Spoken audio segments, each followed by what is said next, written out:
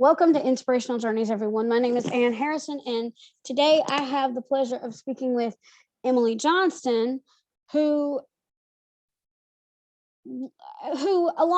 alongside her mother, her late mother, wrote a book entitled Bird of Paradise. And that's what we're going to talk about today. Welcome to the show, Emily. Thank you. Thanks for having me on. So before we get started in the writing process and everything, why don't you tell the listeners and the viewers a little bit about yourself?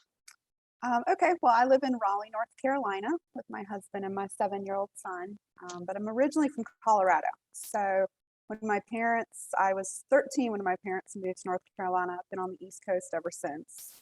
I went to UNC Chapel Hill and graduated with a degree in journalism with a specialization in public relations. So I started out my career in marketing and business development, namely with the PGA Tour.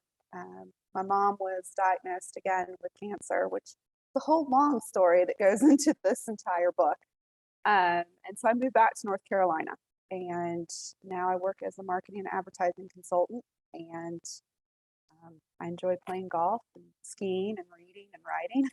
So, Wow. And you actually carried your mother's legacy on through to finishing the book. I hope so. I like to think I did. She passed away after about a 17-year battle with cancer, and she left the book unfinished. So not long after she passed away, when I was going through her things, I found a letter she had written to me, which had a copy of her manuscript, partly finished. In the letter, she asked if I would finish it for her. So I did. It took me about 8 years. I never really intended to publish it. I kind of just used it as therapy to get through losing my mom. And then I just happened to be in the right place at the right time with a publisher. And before I knew it, I had a published novel. So I was going to ask, and I usually ask writers, what inspired you to write? But especially with this book, you pretty much answered that question. What kind of cancer did your mother have, if you don't mind me asking? yeah, she originally back in, I guess, when I was 13, she was diagnosed with breast cancer. And shortly thereafter, Mm. she was diagnosed with advanced stage ovarian cancer. Ooh. And it was the ovarian cancer that came back. Gosh, I don't even know how many times it came back, and surgeries and chemotherapy for years. And she was BRCA gene positive. So it was kind of unfortunately, a guarantee that this was going to happen to her. Mm. Mm-mm-mm. So, and um, was it hard for you to finish? I mean, I know you said you used it as therapy, but was it hard for you to pick up where she left off in the book? It was emotionally, it was really hard because only several weeks out from losing her. And it was kind of sudden the way things happened toward the end with her. So it was not expected exactly. So picking it up, reading it, the part that she had written when she ended was almost like being able to continue a conversation with her. I could just go into her world. I knew a lot of things. I recognized a lot of the stories that became the story. It's not a biography by any means, but there's bits and pieces of my family and things that had happened in places we had been. So it kind of was a way of me continuing to talk to her. And then, from a technical standpoint, trying to pick it up was more difficult because she and I had two very different writing styles. She's very descriptive, went into a lot of research, a lot of words. I'm, as a journalism major and going into marketing and advertising, the idea is not to use as many words. You just want to say what you want to say and get on with it. Press release is a page long, and that's where I was used to writing. So trying to pick up and be true to her style, which was really important to me, I had to go back and learn how to write descriptively again and do the research that it took to make sure I had the descriptions correct throughout of it, because I never wanted anyone to know where that line was, that black and white line where she left off and I began. And there's a lot that I had to add into her part simply to make it a cohesive story. The theme that I came and where I took the book needed to be brought through the whole book. So I had to go back and add things into her section and take things away so that this wouldn't become a 1,000-page book. So, Wow, yeah. But it's like watching the bits and pieces as far from what I've read. I like it's not only just a romance, there's a lot of family dynamic in there. And it's like reading it's like you're reading a book, but I can see it as a movie. I oh, can well, see the that's a scenes. wonderful Yeah. compliment. Thank you. Yeah. It's like I can It's see the scenes playing out in a quiet romantic movie. yeah, it's, and I love that. I love reading those types of books. Because reading is escapism. I think a lot of people Mhm. use it for that. I know my mom wrote to escape everything that she was going through. I mean, she spent, she was told at one point that she didn't have many months left to live, and that was about 15 years before she actually passed away. And so a lot of that was because she took her health into her own hands. She became an advocate. She researched and studied and knew, almost as much as the Excuse medical me. professionals would have, because she was not going to take no for an answer. She told her doctors, you better make sure that I make it to see my daughter get married, and I am not going anywhere until I am ready to go somewhere. And she did. She saw me get married, and she passed away about a year and a half later. Mm. Did she write any other books or was this her only? She didn't write any other fictional work. She was an educator. She was an elementary school teacher, and towards the end of her career, she actually stopped teaching and went on to consulting for curriculum. And so she wrote articles that were related to curriculum. She also wrote a few Oh. articles related to dealing with cancer, and kind of the need to look past just the black and white of, hey, this is what's happened. This is always the way it's been. Every patient has had to deal with this, and therefore you're going to be this way too. She was a big advocate of the personalized approach to medicine. And certainly, with the gene therapy that was just starting to begin, where things were targeted toward the individual's cancer and not the generic, this is ovarian cancer and this is what's going to happen. So there was a few articles she wrote on this, but like I said, this was the only fictional work she ever wrote. Ah, okay. Um, so did she inspire, you to become creative as well?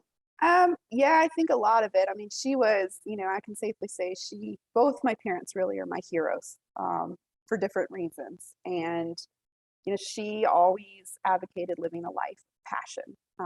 Even before her diagnosis, she wanted to make sure that we always had family memories and that we got to do incredible things and that no one ever took life for granted. And I think that became even more so once she was facing her own mortality, and probably became even more ingrained in me once I had a mother that may or may not be here months from now, things like that. And you've got to really spend all the time you have with somebody, never really waste it. And so I think the passion that she instilled in me and the lessons she taught me kind of were the seed of my creativity. And then it just flowed from me. Once I got there, I just wrote, and I actually wrote the very end of it before I wrote anything else. Because I knew almost immediately, at least where I thought she wanted to take it, she didn't leave any notes whatsoever. I just Mm. knew the names of, the characters. And there's one character that I wrote from the ground up, and all I had was the name. So I like to think I knew where she was going to take it. And then it was just getting my thoughts down in a general outline. And then I went over and over and over again and added layers of description and went back and made sure I was referring to things historically. Because this book starts in 1967 I when was my mom wondering was, about that. yep. So when my mom was 17, living in San Francisco in 1967, just like the main character, and it spans a decade. So even though it spanned a decade, I wasn't alive for any of those years. So I had to go back and write during the time period that I couldn't write from personal experience. So I was, I had to call museums to make sure that the paintings I was describing were actually at the museum during those years, and that and go back and research the styles and the fashion and the cars, just to make sure that it was historically accurate. So when you talk about, and this is a question I had, when you talk about the island, where is this island located actually? That island was located in my mother's mind. Oh, And okay. I have been asked that a lot, because the other places, between San Francisco, Jakarta, and the other places that this takes place, are obviously real life places. So this island, I think, is a combination of all the tropical islands my mom had ever been to and the ones she wanted to visit. She always wanted to go to Bali. She had been to Tahiti. So I think it just kind of took the best of all these places she'd been and dreamed of going and made it up in her mind. Wow, it sounds like it was kind of located somewhere in China because it talks about Hong Kong and other places, and I feel like I'm traveling when I read the book. It's like it's a quiet read, but it's a, you know, and it's what I would consider a clean read in some respects because you I don't would have think the it's the South Pacific is my best guess of where the island ah, is.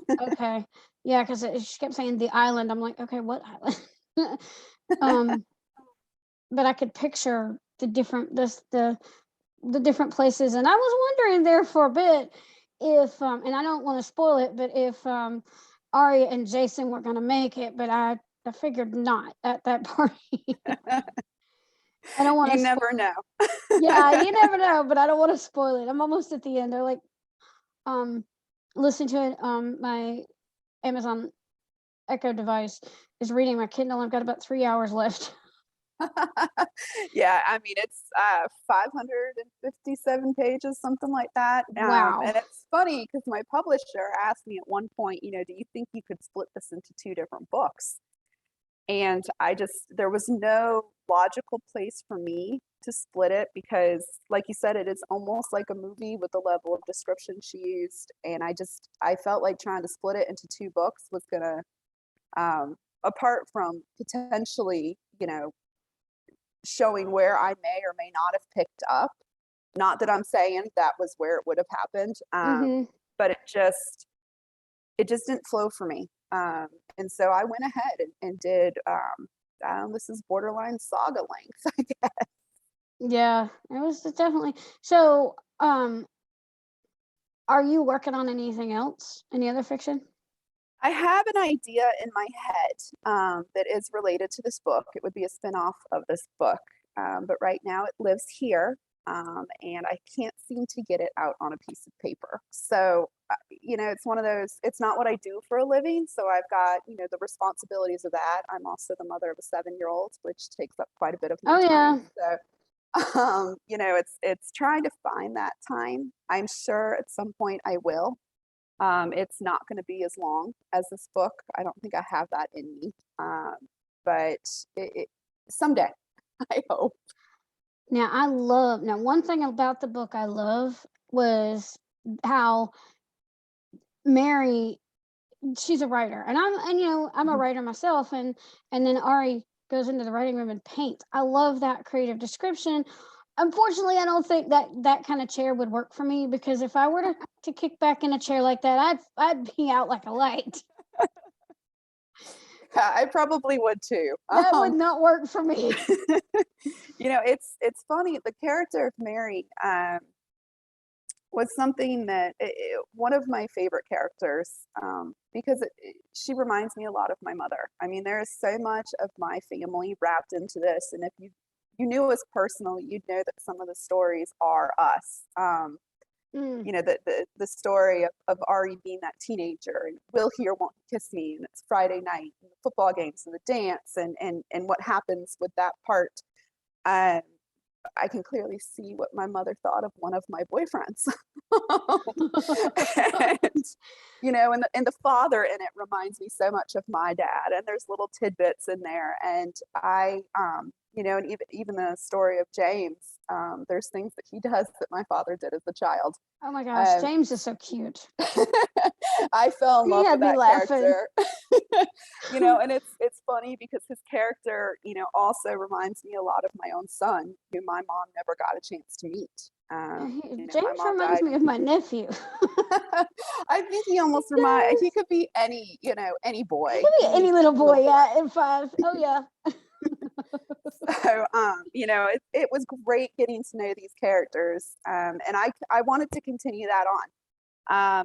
and put things in there because this was my way of my mom, I think, putting down in black and white lessons and her experiences and her story that she wanted to leave. And so when I picked up at that black and white line, I wanted to do the same. So there are things that happen that I wrote from my heart that were things that I felt, things that I had gone to through places I'd been and experiences that I'd had. And there's things that I had just seen. I mean, I've been to Italy, and not to let out what happens in Italy, but a lot of Italy, minus a few key points. Um, a lot of those places that I describe and that they go to were actually places I've been. Wow. That was amazing because I've never been to some of these places, but I could I'm traveling with the characters in this book. And I honestly I like books like that where even if it's fiction or even some travel books, I like that because you can go on a trip without leaving your house. I can sit Well, and crochet snowmen and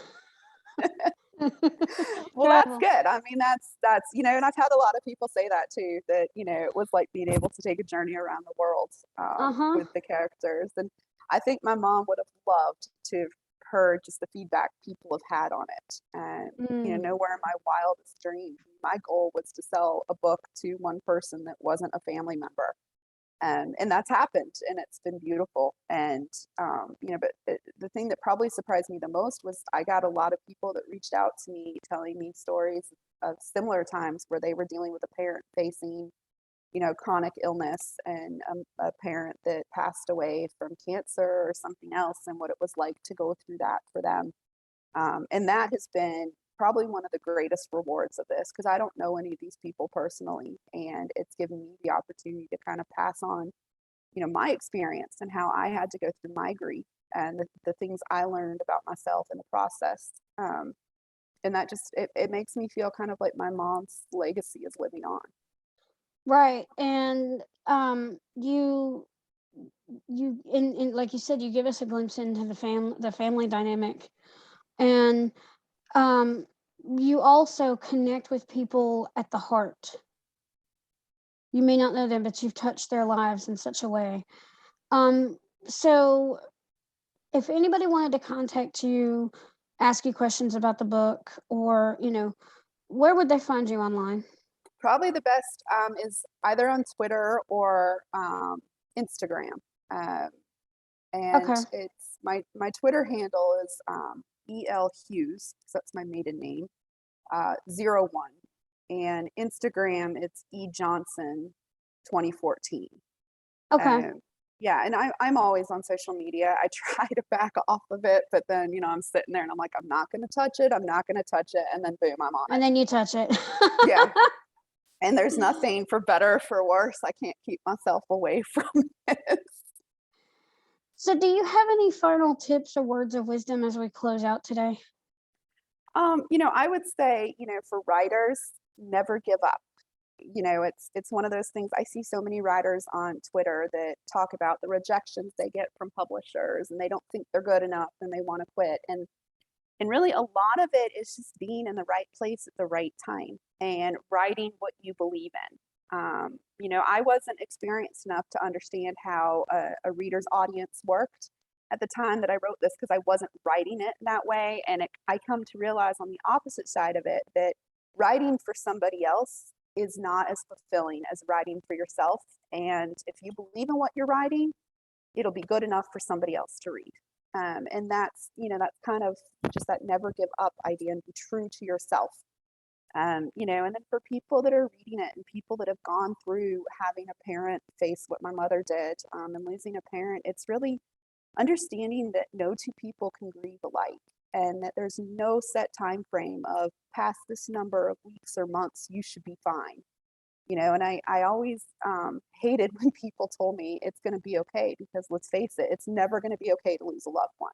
Mm-mm. But you are going to get to that point where it's no longer, you're no longer going through the guilt and the grief and the why, why did this happen kind of thing. You get to that point where you can start looking back with happy memories and know that that person is still always going to be with you, regardless of what your belief system or anything like that. That person will be with you whether you carry them in your heart or they're there looking down on you. And that, it's important to talk to people when you're going through that.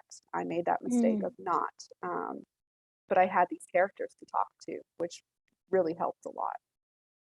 mm. Yeah, when characters actually talk to you, that's a whole nother that that can be that can spark creativity and I don't want to sound a little weird, but sometimes that can be comforting in a situation. Well, and this book brought me some comfort. It really helped being able to use my emotions and put a lot of me. There is a lot of me in this book, just like there's a lot of my mother in this book. And it's going to keep us connected forever. There's no changing that. Right. And it's I had hoped, I love the books where you can connect on a personal level with the characters. Mhm. And that's really what I tried to do in this. My mom started that, and I really tried hard to carry that on. Oh, okay.